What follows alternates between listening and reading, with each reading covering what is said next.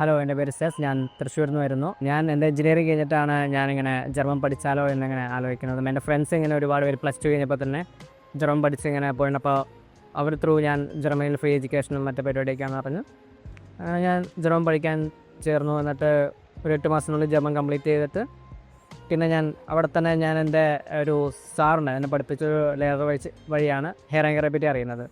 പുള്ളി hair anchor through ആണ് പോയത്.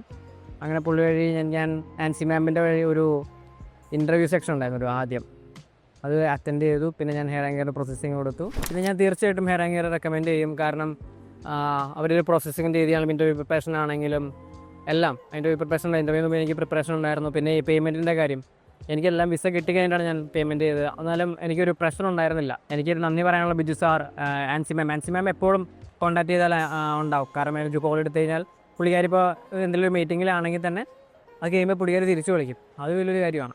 ഞാൻ ഉറപ്പ് പറയാം, ഹെയർ ആങ്കർ നല്ലൊരു ഏജൻസിയാണ്, ട്രസ്റ്റ് വർത്തിയാണ്. അതാണ് ഏറ്റവും കൂടുതൽ എന്നെ ആകർഷിച്ചൊരു കാര്യം എന്ന് പറയുമ്പോൾ ഞാൻ തീർച്ചയായിട്ടും എല്ലാവർക്കും റെക്കമെൻഡ് ചെയ്യും. ഇപ്പോൾ എൻ്റെ പരിചയത്തിലുള്ള വേറെ സ്റ്റുഡൻസ് ആണെങ്കിലും എൻ്റെ കൂടെ പഠിച്ചവരാണെങ്കിലും അല്ലെങ്കിൽ എൻ്റെ ജൂനിയേഴ്സാണ്, ഞാൻ തീർച്ചയായും റെക്കമെൻഡ് ചെയ്യുന്നൊരു ഇതാണ് ഹെയർ ആങ്കർ. എനിക്ക് ഇവർ ത്രൂ തന്നെയാണ് എനിക്ക് ഫോണും അപ്പാർട്ട്മെൻറ്റ് എല്ലാം എനിക്ക് കിട്ടിയത്. അതുകൊണ്ട് തന്നെ എനിക്കൊരു ടെൻഷനും ഉണ്ടായിരുന്നില്ല. അത് സാധാരണ ഏജൻസികൾ നമ്മൾ തന്നെ കണ്ടുപിടിക്കേണ്ട സ്ഥിതിയൊക്കെ ഉണ്ട്. അപ്പോൾ ഈ ഒരു മൊമെൻറ്റിൽ ഞാൻ ഹെയർ ആങ്കറിൻ്റെ എല്ലാ സ്റ്റാഫിനോടും, പ്രത്യേകിച്ച് ബിജു സാർ, ആൻസി മാം, പിന്നെ സിമി എന്ന് പറയുന്നൊരു പുള്ളിക്കാരുണ്ടായിരുന്നു, അങ്ങനെ എല്ലാവരോടും എനിക്ക് വേണ്ടി പ്രവർത്തിച്ച എല്ലാവരും ഞാൻ താങ്ക് യു പറയുന്നു. Thank you so much.